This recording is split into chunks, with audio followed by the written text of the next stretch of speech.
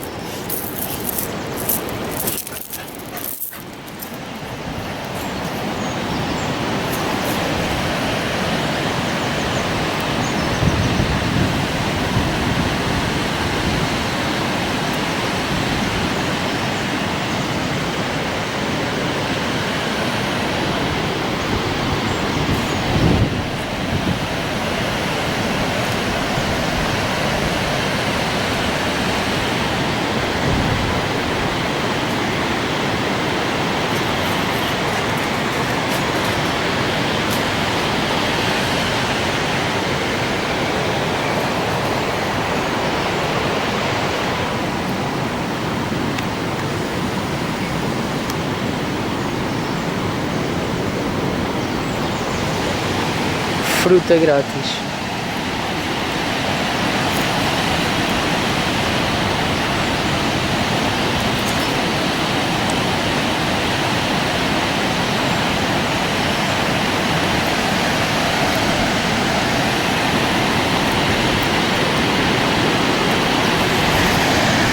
Ei!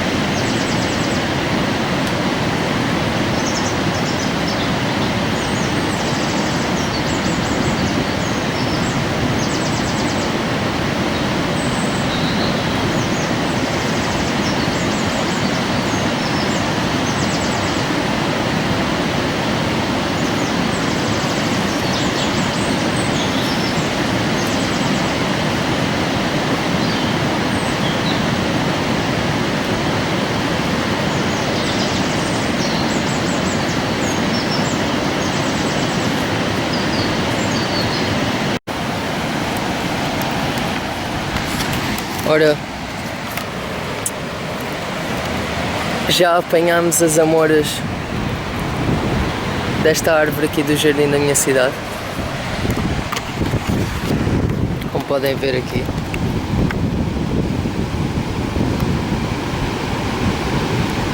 Crescem só por aqui, ninguém as apanha, ninguém as alimenta, elas alimentam-se a si próprias. Mas há mais riquezas aqui que podemos comer, como é o caso dos dentes de leão. Podemos comer a flor, mas eu costumo apanhar as folhas para fazer salada. Estas folhas típicas, pontiagudas. O dente de leão, tanto podemos comer as folhas como as raízes cozidas, como as flores. como também podemos fazer chá das folhas e das raízes secas. São muito bom, é um bom chá para os rins e para o fígado, porque é diurético. Então no fundo dinamiza, não é? A urina que a gente faz ao longo do dia faz-nos beber mais água e isso ao fim e ao cabo estimula os rins a libertarem as suas toxinas. Estão aqui mais plantas comestíveis. Esta é parecida com o dente-leão, como podem ver pela flor, mas chama-se serralha.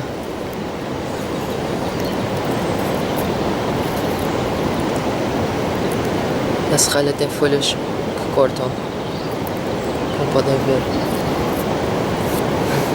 As folhas são também comestíveis e deliciosas em saladas. São muito semelhantes ao dente-leão. Aqui estão exemplos maiores em que a folha se torna mais facilmente identificável. A melhor forma, aliás, de identificar o dente-leão é porque é através da flor e do caule, porque cada dente-leão, só uma flor nasce de um caule.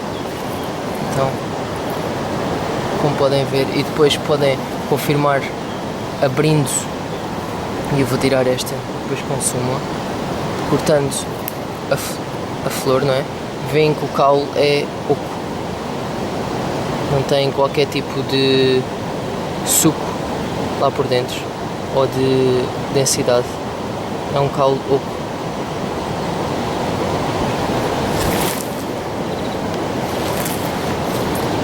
E eu gosto bastante de apanhar as folhas. Normalmente são os mais jovens que se apanham para as saladas, que é o que eu faço. Mas eu definitivamente também não me importo com a amargura das mais velhas. Aliás, por norma, a amargura das plantas e das ervas silvestres é sinal de que são muito boas para o fígado, como a rúcula, por exemplo. Esta, sem dúvida, que é um dente-leão grande e cresce só aqui, né? É uma planta selvagem. Tem aqui outra. É uma planta selvagem.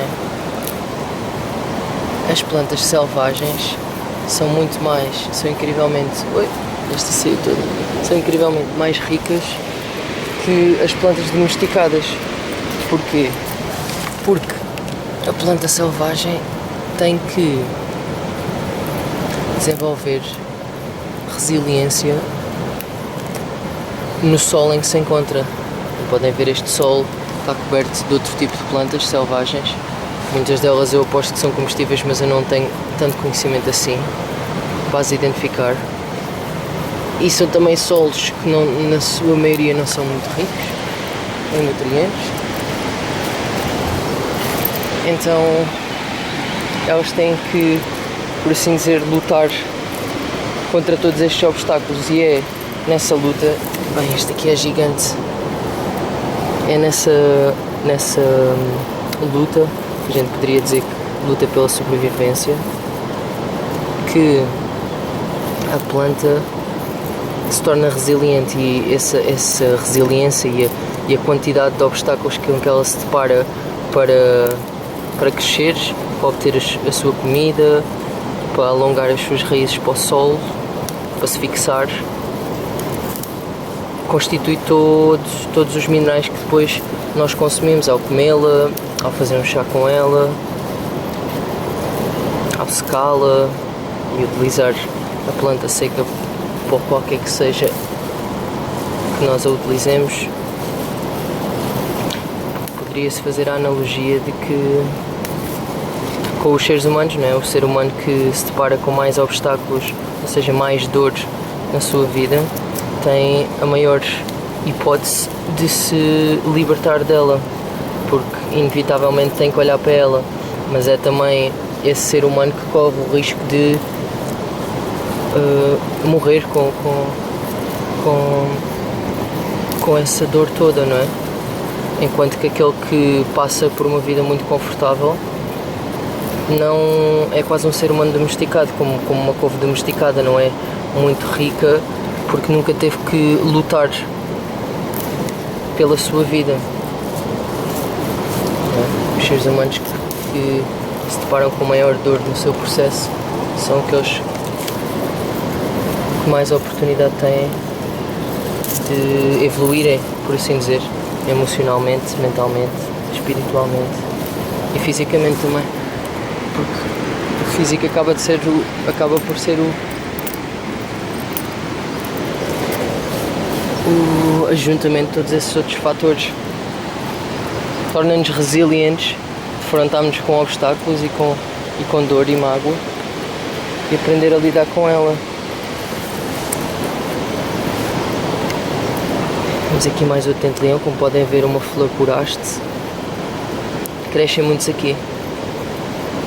O dente-leão é a planta do meu tótem animal na medicina nativa americana, que é o falcão. Portanto, é uma tótem vegetal. É uma planta com a qual eu tenho maior simbiose, por assim dizer.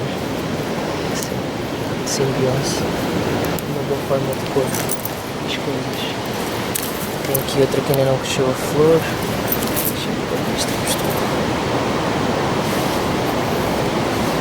É impossível não a reconhecer. Mas é muito semelhante a outras plantas encontradas assim selvagens. Portanto, a forma que eu utilizo para distinguir mesmo das outras é o caule. Uma flor por caule. E abrindo, cortando o caule, é oco por dentro. Não tem como não reconhecer.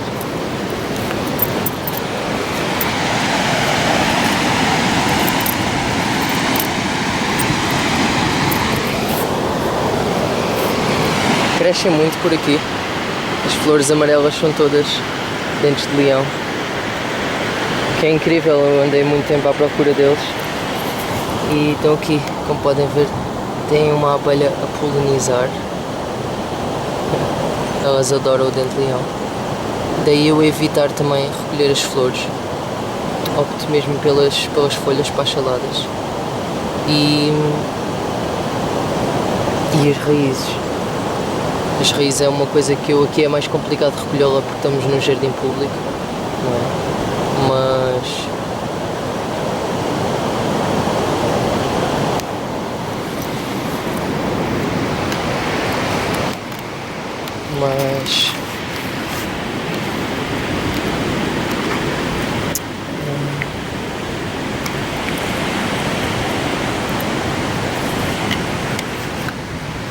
é uma das coisas que eu mais quero recolher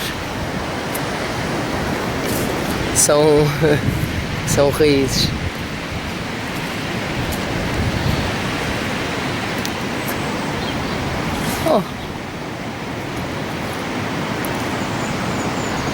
Um pouco de bardana do primeiro chá do dia.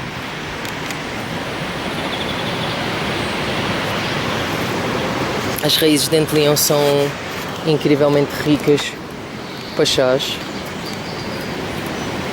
e para decocções e são incrivelmente medicinais. Daí eu ando à procura delas. Aliás, não é à procura porque já as encontrei, mas à procura de uma fonte melhor delas para as recolher e depois secá-las e nesse processo guardá-las em frasco para carregar sempre comigo para qualquer caso. Hey puppy.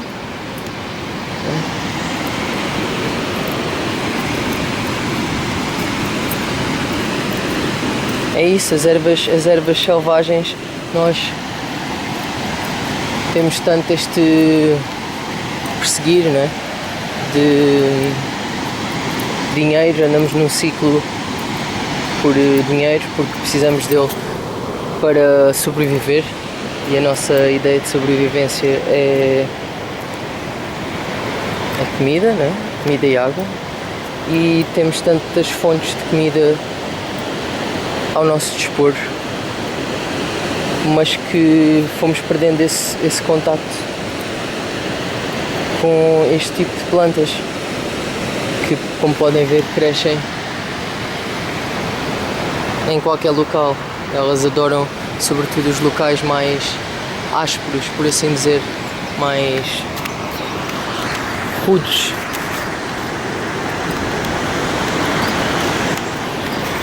E é exatamente nesse tipo de locais que elas se fixam e se multiplicam.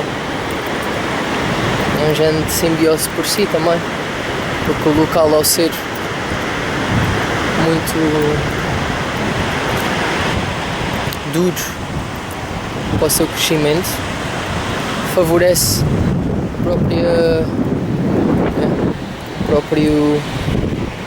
a própria luta que essa planta faz para crescer. Que é incrível, porque esse todo processo de vida que ela passa, depois, ou seja, toda a vida que ela teve em simbiose com esse local áspero e árduo, é depois transformada no seu código genético, no seu código de informação da planta, e quando nós a consumimos, nós estamos a ingerir todo o seu processo de vida e todos os seus, ou seja, processo de vida podemos pôr num ponto de vista mais espiritual, mas de um ponto de vista físico e biológico, né? Podemos ver isso como a quantidade de minerais e nutrientes presentes na planta e os próprios potenciais medicinais que ela tem, não é? Aqui temos mais uns quantos dentes de leão e eu vim aqui mostrar outra planta que se chama plantago. Estão aqui muitos a crescer, mas é o plantago de folha larga. Esta planta aqui é muito característica pelo caule que emerge com as sementes e pela estrutura da planta em si, de sair toda do meio, despoleta toda deste centro e tem estas folhas assim. E o plantago também é comestível, as folhas, sobretudo quando são jovens. Estas aqui eu não diria que são assim tão boas para consumir, porque já é um plantago um pouco mais adulto, mas as folhas do plantago são incrivelmente boas para, no caso de sermos mordidos por uma abelha, uma aranha, uma qualquer mordidela, sabem, mosquito, etc., ou uma própria ferida, são muito boas para sarar e para sugar, por assim dizer, o veneno. E pelo que eu percebi, tudo o que temos que fazer é pô-la na boca, a folha, mastigá-la e criar um género de ligadura, por assim dizer, ao mastigar, porque a nossa saliva vai partir toda a constituição da planta e torná-la numa bola com saliva em que todos os componentes dela se espalham, por assim dizer, com a saliva nessa ligadura que a gente cria dentro da boca, e depois é só colocar por cima. Podemos também fazer cremes com óleo de coco, que é o que eu tenciono fazer. Eu tenho umas quantas destas perto da minha casa, vou apanhar, secar e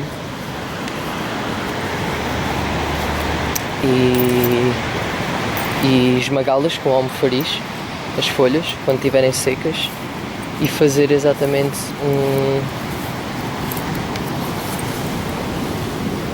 um creme com o óleo de coco para espalhar sempre que acontecer qualquer coisa. Como uma mordidela não é raro, não é? A gente ser mordidos por mosquitos, etc. Mas como podem ver, a natureza oferece-nos tudo. Aliás, os nossos farmacêuticos que hoje em dia compramos e que temos de fácil acesso nas cidades, provieram todos das primeiras culturas herbalísticas, sim. dos primeiros seres humanos que contactavam com estas plantas medicinais e indígenas e ao relacionarem-se com elas descobriam e fomentavam essa própria simbiose que a planta tem com o ambiente, com a água, com o solo, fomentavam-na entre si, entre seres humanos e planta, porque, por exemplo, o dente-leão, quando nós tocamos nele, estamos inevitavelmente a espalhar as sementes, até temos a tradição de pegar e soprar, não é? O dente-leão, e ao fazer isso estamos a agir numa própria simbiose com a planta, uma própria relação que mantemos ao espalhá-la, que é o que ela quer. Ela quer ir mais além, né?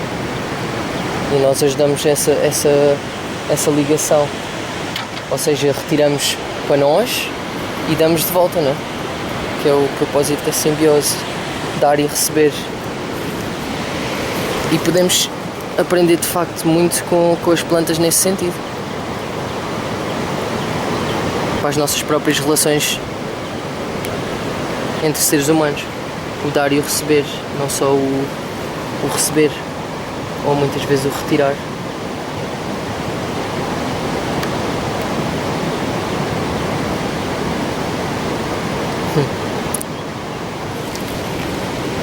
Mas é fascinante porque de facto estes seres vivos são tão mais ricos a um nível nutritivo e de minerais e medicinal, porque ao final do dia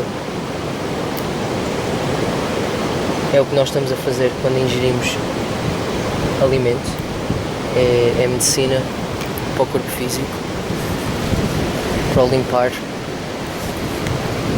e possivelmente repor. E elas são tão mais ricas nesses constituintes por todo o processo de vida delas, não é? Desta planta, dando o exemplo desta planta, ela teve que lutar contra todas estas plantas que estão aqui à volta dela. Este dente-leão aqui, ela teve que lutar contra estas. Não é uma luta, mas é uma competição saudável, por assim dizer, porque todas elas querem se alimentar deste solo que não recebe muito alimento. A única coisa que chega aqui é água, e o passar dos anos, com tudo a decompor-se dentro dele, ele não é adubado, mesmo que seja um adubo orgânico, verde, ele não é adubado a não ser por ele próprio. Então as plantas têm que lutar pelos nutrientes que existem no solo, a quantidade que eles têm, e competem sim de forma saudável entre si, não para ver quem ganha, quem está a correr à evolução, mas ao terem este tipo de competição fortalecem-se a si próprias, desenvolvem os seus mecanismos de absorção dos nutrientes e minerais. As raízes espreguiçam-se para o fundo da terra para elas se fixarem e irem mais e mais fundo, perto do lençol freático. Ainda por cima o rio passa já aqui ao lado. Todo esse processo é de facto uau, este é gigante mesmo. Vou levar umas quantas deste. Todo este processo é extremamente enriquecedor a um nível nutritivo, tal como a analogia que eu fiz mais cedo, tal como o nosso próprio processo de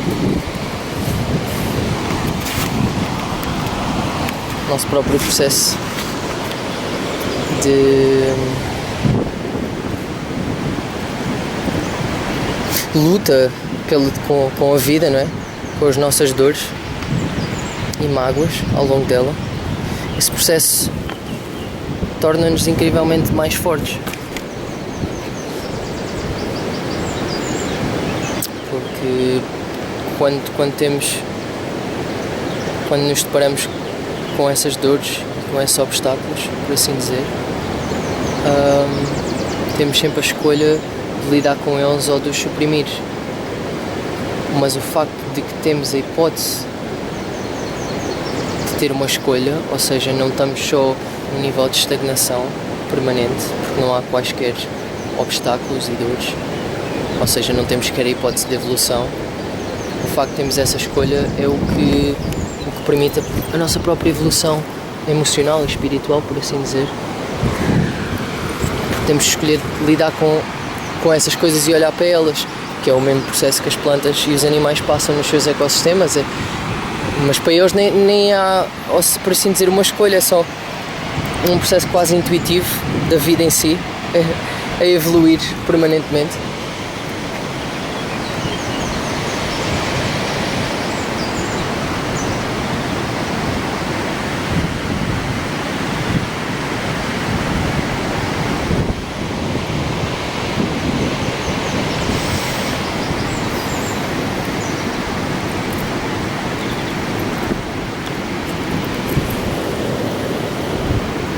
Quando a dor vem, nós temos a escolha de ficar no sofrimento ao pegarmos a ela ou processá-la e digeri-la, como as crianças o fazem tão fluidamente ao chorarem. Processam esse obstáculo e a dor no momento em que ela vem, não se agarram a ela.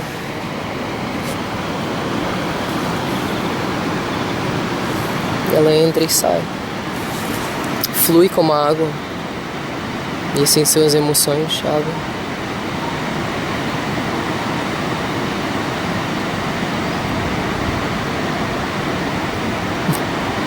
Acho que é isso.